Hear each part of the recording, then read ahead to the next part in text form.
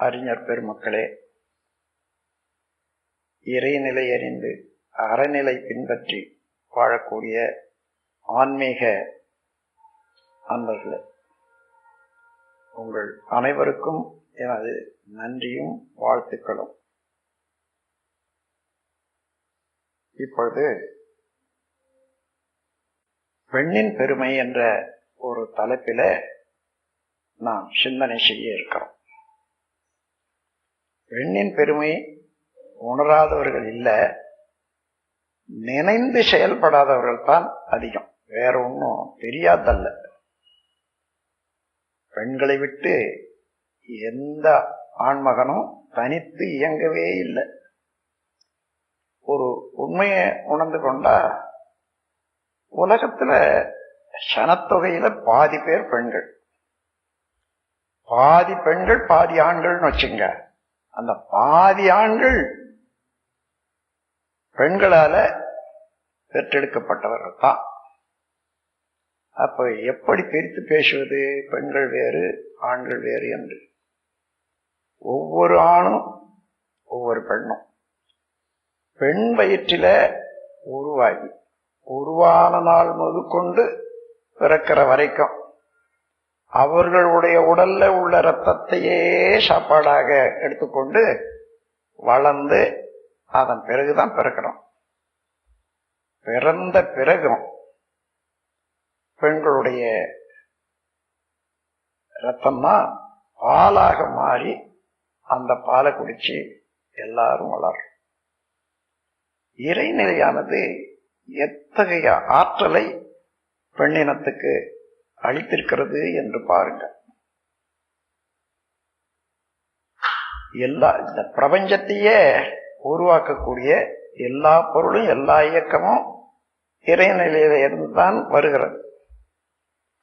ஆனா உயிர்களை தோற்றுவிக்கக்கூடிய பராமரிக்கக்கூடிய ஒரு பொறுப்பை பெண்ணினத்தாண்ட ஒப்பிச்சுட்டு இருக்கிறாங்க அதே இறைநிலையானது. அப்போ எந்த அளவுல பெண்களுக்கு மதிப்பு கொடுக்க வேண்டும், மதிப்பு கொடுத்து வாழ வேண்டும்னு பாருங்க. இன்னைக்கு உலகம் முழுவதும் தனி மனிதன் சரி, குடும்பங்கள்ல சரி, ஊர்ல உலகத்துல எல்லா இடங்கள்லயும் சரி, பிணக்குகள், போர், பகை எல்லாம் இருக்க காண்கிறோம். இது ஏன்? எல்லாரும் ஒரே முறையில இறைநிலையால உருவாக்கப்பட்டவங்க வாழ்ந்து வர்றோம். அப்படி இருந்து ஏன் என்றால், இறைநிலையில ஒரு தவிர்க்க முடியாத, எளிதில் புரிஞ்சுக்க முடியாத ஒரு ஆற்றல், நீதி இருக்கிறது. அந்த நீதிதான் செயல் விளைவு நீதி. எந்த செயல் செய்தாலும் அதுக்கு உரிய விளைவு காலத்தால கிட்டிவிடும். நாம் எந்த விதையை பூமியில போட்டாலும் அந்த விதை எந்த தாய் மரத்துல செடியிலிருந்து வந்துதோ அதே செடியை போல, அதே மரத்தை போல வளர்ந்து உருவாகி அதே போல காய்கறிகளை கொடுக்கறது பார்க்கிறோம். அதே போல நாம் எந்த செயல் செய்தாலும் அந்த செயலுக்கு தக்க விளைவை தவறாத காலத்தால அளிக்கக்கூடிய ஒரு ஆற்றல், ஒரு நீதி உணர்வு இறைநிலையில தொக்கி நிற்கிறது. அந்த அடிப்படையில நாம் பார்த்தோம்னா, உலகம் முழுவதும் பல துன்பங்கள் அடையத்துக்கு காரணம் கூட நாம் கண்டுபிடிக்கலாம்.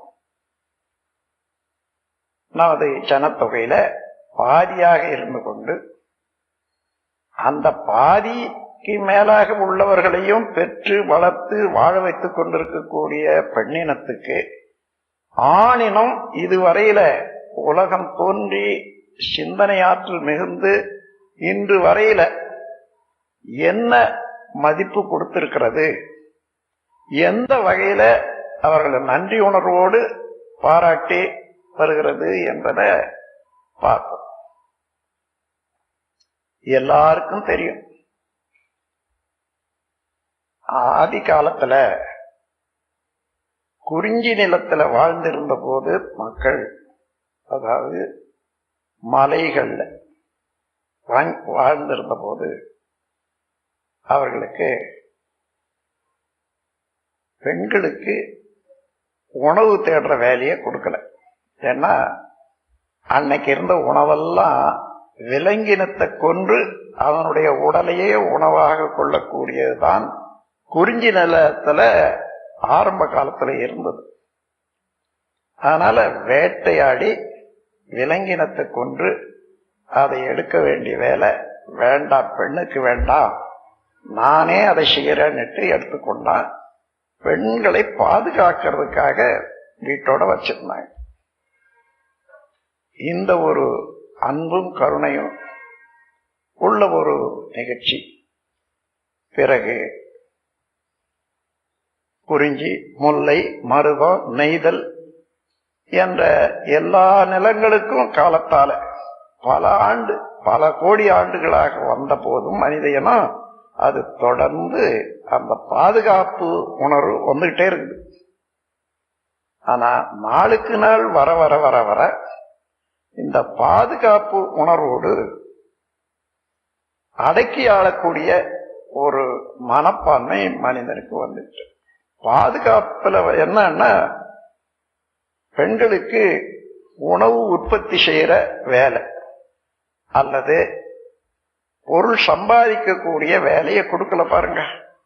அப்போ பொருள் சம்பாதிக்கக்கூடிய வேலை பொறுப்பு ஆண்களாண்டே நின்னதுனால அப்போ ஆட்சி, குடும்ப ஆட்சி ஒருத்தருக்கு ஒருத்தர் மேலாதிக்கம் செலுத்தக்கூடியது என்ற அளவில் வந்தபோது ஆண்கள் மேலாதிக்கம் தேவையாயிற்று. அது பழக்கமாகவும் வந்தது. அந்த ஆண்கள் மேலாதிக்கம் பொருளை கொண்டு வந்த ஒரு ஆதிக்கம், அது மேஸ்குலன் அரகன்ஸ் ஆங்கிலத்தில் சொல்லுவாங்க. ஆணாதிக்கம், அதாவது ஒரு வரமுறையற்ற திணிப்பு நிலை, அடக்குமுறை, இப்படியே வந்துட்டு இன்றைக்கு நாம் பார்க்கிறோம். எந்தெந்த இடத்துல பெண்கள் ஆனே பணம் சம்பாதிக்க முடியாதோ, பொருள் உற்பத்தி செய்ய தெரியாதோ, அங்கெல்லாம் அதிகமான அடக்குமுறை அதிகமா இருக்கு. மற்ற இடத்துல கூட சரி, அவர்களுடைய வாழ்க்கை பூராவும் கவனிச்சு பார்த்தா பெண்கள் இல்லாத ஆண்கள் இல்லை. அதே போல ஆண்கள் வாழவும் முடியாது ஒழுங்காக அமைதியாக. இந்த ஒரு உண்மையான போக்க மனித இனத்துல ஆண்கள் எல்லாம் மறந்துட்டாங்க.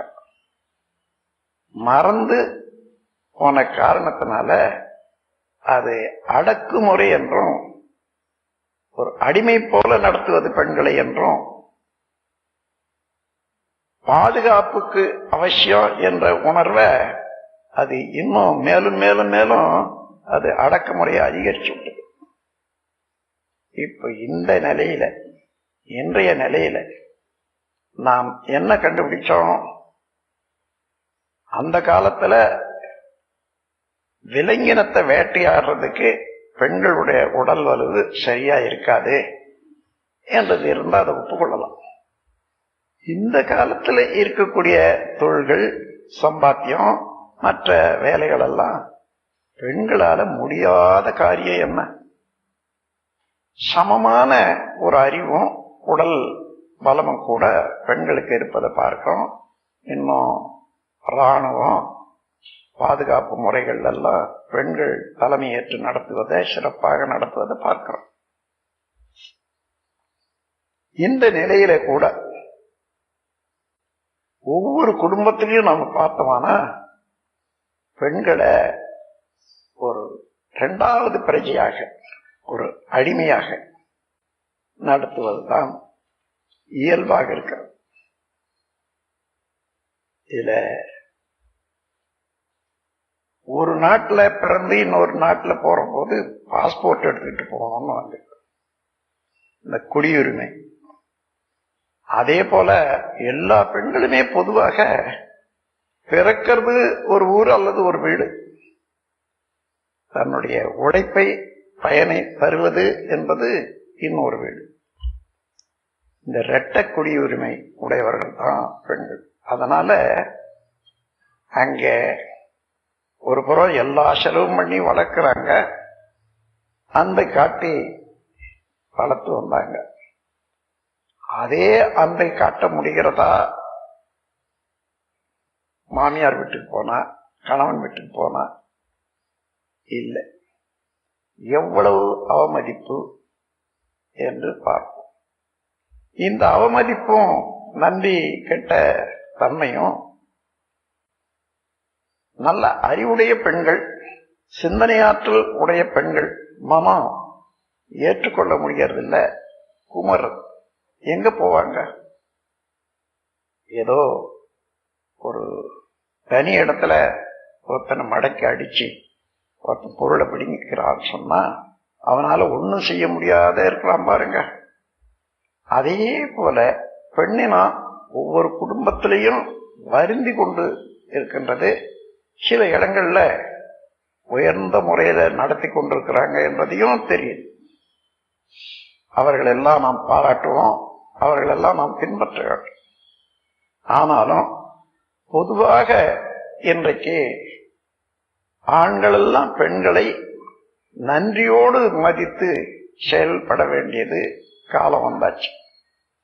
அப்படி செயல்பட்டால் அவருடைய மனம் குமுறிக்கொண்டிருக்கிற நிலை மாறி உள்ளம் பூரித்து இப்பொழுது செய்யக்கூடிய தொண்டை இன்னும் மகிழ்ச்சியோட செய்யக்கூடிய காலம் வந்துட்டுதுன்னா, இந்த உலகத்தில் செயல் விளைவு தத்துவத்துக்கு ஏற்றவாறு எல்லா மக்களும் எல்லா குடும்பங்களும் இன்னும் உலகமும் ரொம்ப அமைதியாக வாழ முடியும். ஒவ்வொருவரும் குடும்பத்துல ஒரு பெண்ணை அவமதிப்பாக, ஒரு வேலைக்காரியாக, வாழ்க்கை சுதந்திரத்தை பறிக்கக்கூடிய முறையில வச்சிருக்காங்கன்னு சொன்னா இதை மாற்ற வேண்டும். ஒரு உதாரணத்தை சொல்றேன். ஒரு குடும்பத்துல ஒரு பெண்ணை எந்த அளவுக்கு பெற்றவர்கள் வளர்க்கிறாங்க, அன்போடு மதிப்போடு, அந்த பெண்ணை காலத்தால நம்ம சமுதாயத்தினுடைய நீதியை பொறுப்பும் இறை நீதியை பொறுப்பும் இன்னொரு குடும்பத்துல தான் வாழக்கூடியவர்கள் என்றதை ஒப்புக்கொள்ளும். அதற்காக திருமணம் ஏற்படும். திருமணத்துல என்ன செய்யறாங்கன்னு பாருங்க. ஒரு பையனுக்கு அந்த பெண்ணை கொடுத்து தத்தம் பண்றாங்க. தத்தம் பண்றதுன்னு சொன்னா ஒரேடியா இந்தா நீ எடுத்துட்டு தொலை, இந்த பொருளை பற்றி எனக்கு எந்த விதமான உரிமையும் கிடையாது, உனக்கே எல்லா உரிமையும் கொடுத்துட்டேன், இவன் திருப்பி வாங்கவும் முடியாது என்ற அளவுல உள்ளத்தான் தத்தம். மணவினை நிகழும் போது மகள் தன்னை பெற்றோர் நின்று கணவனொருவனுக்கு கையினில் நீரை வார்த்து பணமதை ஈந்தோ பெற்றோ பலர்கான தத்தம் செய்வார். குணமெனும் நிறை கண்டோரும் இது கொடுமை அன்றி அண்ணவில்லை. இதை நான் அதிகமாக எக்ஸாகரேஷன் சொல்லுவாங்களே, அந்த மாதிரி அதிகமாக தூற்றி சொல்லவில்லை, உண்மையை உணர்ந்துதான் சொல்றேன். தட்டுமுட்டு சாமான்களாக இருந்தால், அதாவது அறிவு இல்லாத உயிர் இல்லாத ஒரு பொருளா இருந்தா இன்னொருத்தருக்கு கொடுத்து விடலாம், தத்தம் பண்ணலாம். வினைப்பதிவோடு உலகத்துல வாழ வந்தவர்கள் தன்னுடைய ஆன்மாவை இறைவனோட இணைத்துக் கொள்ளக்கூடிய அளவுக்கு பொறுப்புடையவர்கள் ஒவ்வொருவரும். அதுல பெண்கள் தனியாக பிரிக்க முடியாது. அத்தகையவர்கள் திருமணத்தின் போது பெற்றவர்களாக ஒரு பையனிடத்துல ஒரு ஆள் இடத்துல தத்தம் பண்ணி கொடுத்துடுறாங்கன்னா எவ்வளவு கொடுமையான நிகழ்ச்சி பாருங்க. குணமெனும் நிலை கண்டோரும் இது கொடுமை என்று எண்ணவில்லை. இதுவரையில இது பெரிய கொடுமையான நிகழ்ச்சி என்று யாருமே எண்ணவில்லை. இல்ல சிந்தனை ஆற்றல் இல்லையா, அறிவு இல்லையா, அறிவில்லாத காலத்துல வளருமா, எதுக்காக இந்த கொடுமை செய்யணும்? கவனிச்சு பாருங்க. முடிந்தா இனிமே உங்க குடும்பத்துல நடக்க போற நிகழ்ச்சிகள்ல உங்க குழந்தைகளை தத்தம் பண்றது முடியாது, நான் அப்படி செய்ய மாட்டேன், நீ கூட்டிக் கொண்டு போ, நல்ல மாதிரி வாழுங்க என்று வாழ்த்தி அனுப்புங்க. அதுபோல பல நிகழ்ச்சிகள் பெண்கள் செய்யக்கூடாது என்று உடலினுடைய தன்மையை பொறுத்து சில காரியங்களுக்கு நாம் அவர்களை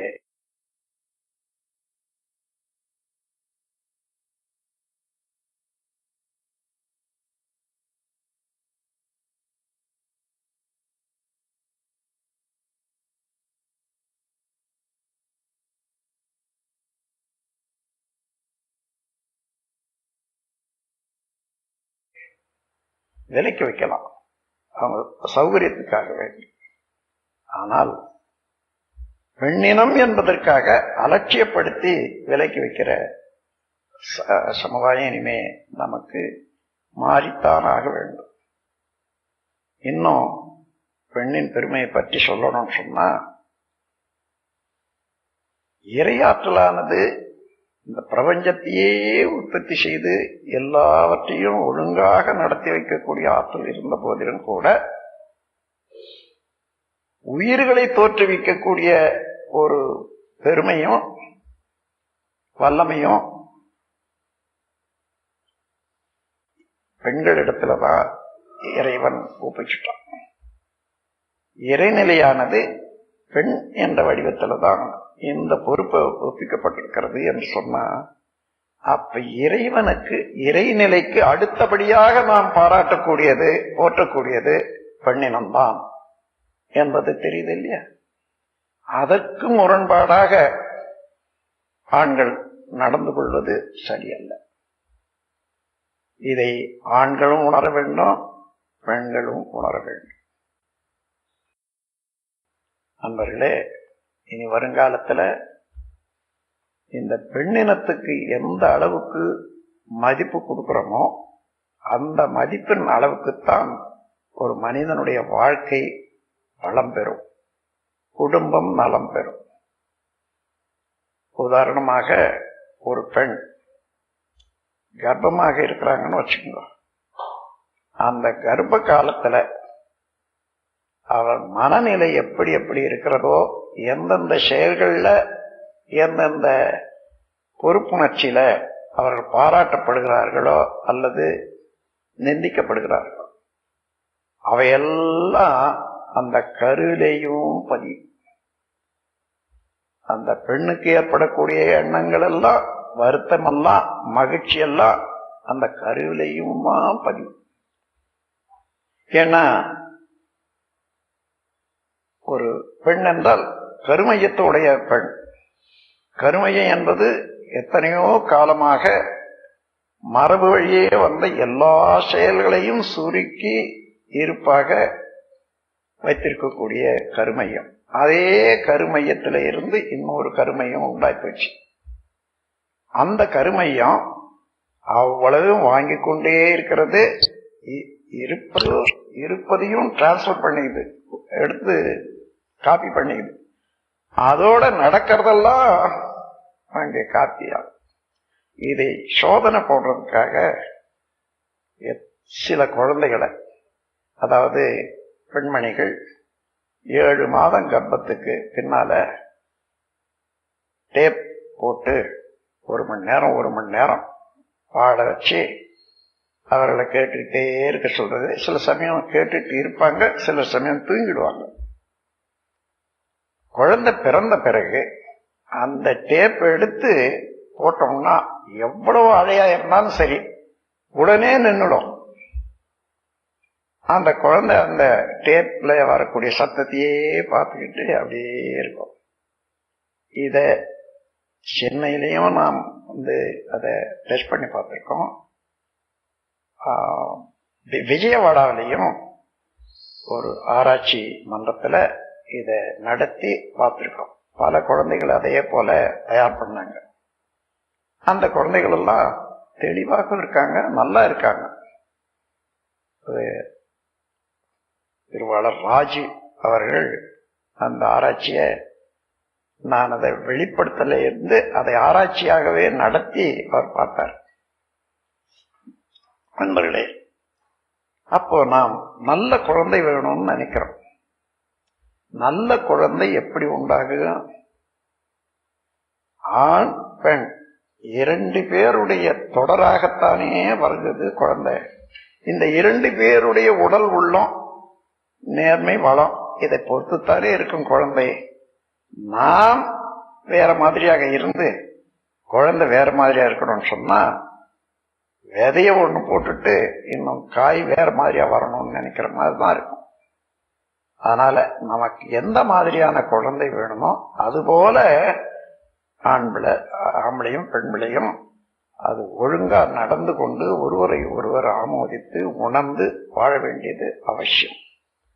அதுலயும் அந்த கருவுற்ற காலத்துல பெண்மணிகளுக்கு மிகவும் மகிழ்ச்சியான ஒரு சந்தர்ப்பமோ சம்பவங்களுமே நிகழக்கூடிய அளவுல அது ஒரு விழா காலம் போலேயே வச்சு பாதுகாக்க வேண்டியது உலக நன்மைக்காக, குடும்ப நன்மைக்காக, அந்த குழந்தையினுடைய வளத்துக்காக. அப்படி செய்து பாருங்க. ஒரு 10 குடும்பத்துல அந்த குழந்தைகளுடைய ஏற்றமும் அந்த குழந்தைகளுடைய வளர்ச்சியில விளையக்கூடிய விளைவுகளும் எல்லாருக்கும் சொந்தமா இருக்கும், உலகத்துக்கே சொந்தமாக இருக்கும். அன்பர்களே, இத்தகைய முறையில பெண்ணினத்தை இதுவரையில நாம மதிப்பு கொடுக்காத இருந்தால் பழக்கத்தின் வழியே வாழக்கூடிய ஒரு நிலையில வந்ததுதான் என்று தெரிந்து கொண்டு இனிமேல் விளக்கத்தின் வழியே வாழ்வோம், பெண்களுக்கு உரிய மதிப்பை அளிப்போம் என்ற ஒரு உறுதிப்பாடு எடுத்துக்கொண்டு நம்முடைய மாற்றம், வாழ்க்கையில மாற்றம் வேண்டும். நான் எமது குடும்பத்திலே பார்த்திருக்கேன். ஒரு சமயம் நல்ல உணவு சமைப்பாங்க, அற்புதமாக இருக்கும், நல்லா சாப்பிட்டு எழுந்துருக்கும்.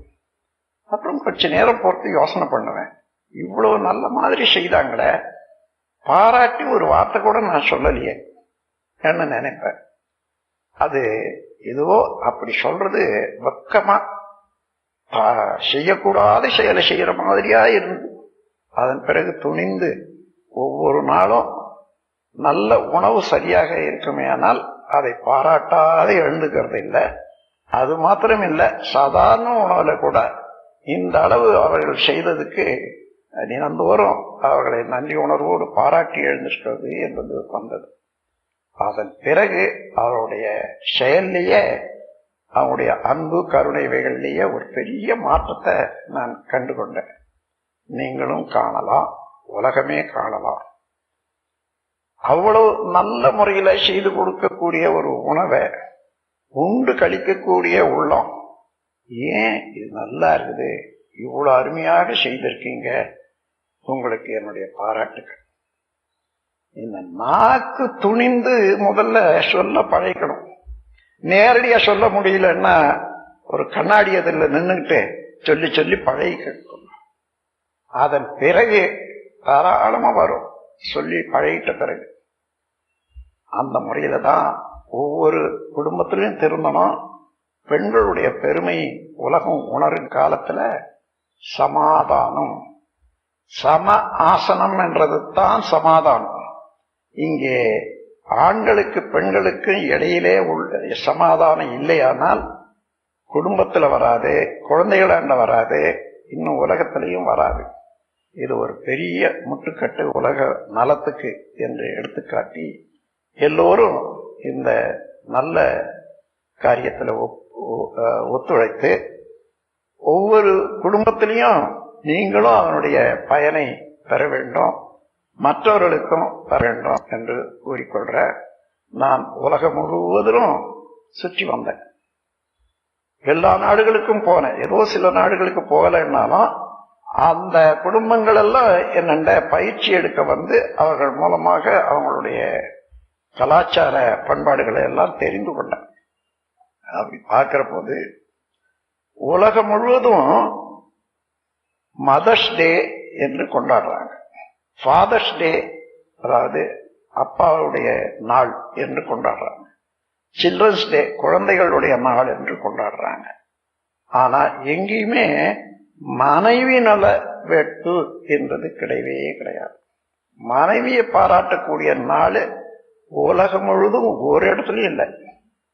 நான் அதனாலதான் அப்படி அந்த எண்ணம் வந்த பிறகு இந்த நாட்டுக்கு திரும்பி வந்து மனைவி நல வேட்பு என்று ஒரு விழாவே ஏற்படுத்துறேன். அது என்னுடைய மனைவி பிறந்த நாள்ல, அதாவது ஆகஸ்ட் 30 அந்த நாளை இப்ப கொண்டாடுறாங்க பல இடங்கள்லையும். அங்க இது வரைக்கும் மனைவியை பாராட்டி பழக்கமில்லாத நாக்கு அங்க படுற பாட்டை நான் பார்க்கிறேன். ஏன்னா அன்னைக்கு மனைவிக்கு ஒரு பூ செண்டு கொடுக்கணும். அந்த விழாவில் ஒவ்வொருவரும் சொல்லி கொடுக்கணும். என்ன, பிறந்த பெற்றோரை, பிறந்தகத்தை, பிறந்த வீட்டை விட்டு பிரிந்து வந்து கடமையாரம் ஆற்ற பற்றற்ற துறவி என குடும்பத்தொண்டு ஏற்று பண்பாட்டின் அடிப்படையில் என பதியாய் கொண்டேன். நற்றவத்தால் என் வாழ்க்கை துணையாகி பெண்மை நல நோக்கில் பிறருக்கும் தொண்டாற்றும் எந்தன் மனைவியை நான் மதிக்கின்றேன், வாழ்த்தி மகிழ்கின்றேன் என்று அந்த நாக்கு உருண்டு திரண்டு இந்த வார்த்தையை சொல்லுவதற்கு சிலர் பாடுபடுறாங்க. ரொம்ப வரல, இன்னும் புதுசு இல்லை, இல்லாது சொல்றது இல்லை.